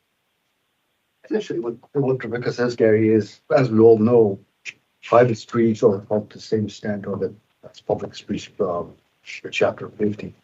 So we need to have some reasoning as far as why you want to make them public. And if phasing is the only justification, that needs to be shown clearly. I mean, why phasing would impact this to the extent that you decide to make it private. So it needs some more comprehensive justification for that. We don't do many private roads anymore. I mean, we've done them in some like small residential neighborhoods or something like that. But generally speaking, something like this really should be public roads throughout. Especially the ones that connect to public roads. Yeah. At a minimum, that road that connects to Erskine should be public. Yeah, that's where we're, again, I think it's going to be a problem, but that's where we need to show you how that's working or not working. Yeah, we don't need to figure that out, I think, for the local map No. amendment, but it's good to start the discussion now. Well, it does lead in the next one with right-of-way list, because we have a lot of these at 72. The recommendation was look at 80. We're trying to combine the complete streets and how we get to that width. And that's fine. We again, we don't do that, you know, at the state. So we can look at it when you come in for the preliminary plan and you can provide a justification of reduced right-of-way width and we'll consider it. I will say you'll have to consider turn lanes for the project. An additional right-of-way will be needed at intersections potentially. You had like 400 lefts, I think, coming out of one at the site. And that we presume that you'll need some turn lanes there. Yeah, Nancy, talking about that, Nancy, I mean, in the TIS you submitted, if you look at Randolph and that intersection coming in, where the signalized, you have Yes. two left turns and 2 right turns coming into that site. I was wondering, are you providing that? There's under existing conditions, there's only 1 left going out of that. Yeah, no, if you were looking at the volume as opposed to the lane use graphic, the volume, the reason we showed the volume the way we did was so that you could track the site traffic, because that intersection and the phasing on that intersection is so screwy. We wanted you to be able to see the volume that is making the left. One of the lefts is to go underneath of Georgia Avenue, and the other left is to go out on top of Randolph Road and then disperse above the below grade. So, but I will go back through the analyses on that and make that clear so you can see what we're doing at that intersection. And I understand your comment, and we will take a look at whether or not any additional lane width is going to be needed at that location. Okay. Yeah. But it mostly was so you could track the volume where it's going. It's a rather difficult intersection, as you know. You've got lanes coming up from underneath of Georgia Avenue, and then lanes that are staying on top of Randolph Road and headed to the top of Georgia and Randolph. Yeah, that's one of the reasons why we are reducing the access to Randolph Road, because there's a merge coming in from that tunnel as well as coming in from that ramp. Yeah, which is all signalized when it gets to the top. Yeah. Yeah, understood.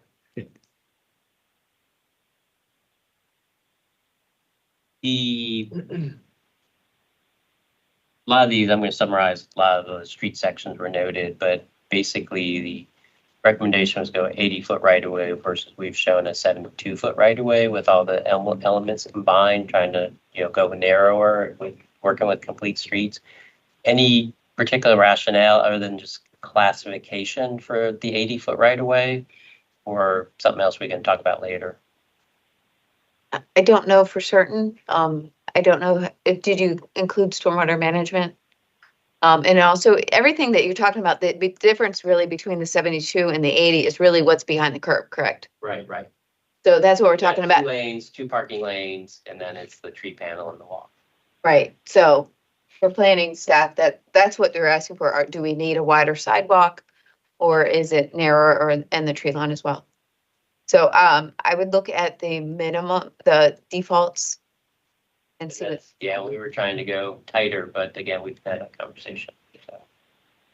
Because it's 8 feet or 4 feet on each side, but whether that's. There were some dimensions, particularly the travel lanes, that were not correct for the classification. So just that I would look at the 10 foot dimensions versus 11 foot. And even that, the classification is a question, but that's something. Yeah, but even if it was a neighborhood street, it'd be 10.5 instead of 10. So. Okay. I think that the difference is when we have parking adjacent to it, which is where they might have reduced it to 10. Is that what it was? Well, we'll look at that, but if we're down to a couple feet, it's not a big deal. But when we're talking about 8 feet, and then how we want to have the urban, fabric, that makes a little bit of difference. So. I think we're definitely interested in seeing the urban fabric here because we're trying to convert this area from a very difficult sort of walking and livability nice grid and situation to like a more walkable community by metro. And so things that we can do to work with you to make this project easy for safety and easy for pedestrians to navigate the area, we're definitely wanting to work with you on it. And I think some of this is like following up conversation. That's my next question is like, I don't want to leave a lot of it hanging because I know the hearing examiner is probably going to want more detail versus less. And I know Liz has the pulse of that, but if some of these we leave as options, but that's going to come down to what's binding or not binding with the zoning and what we can work on later with the preliminary plan. So. Okay.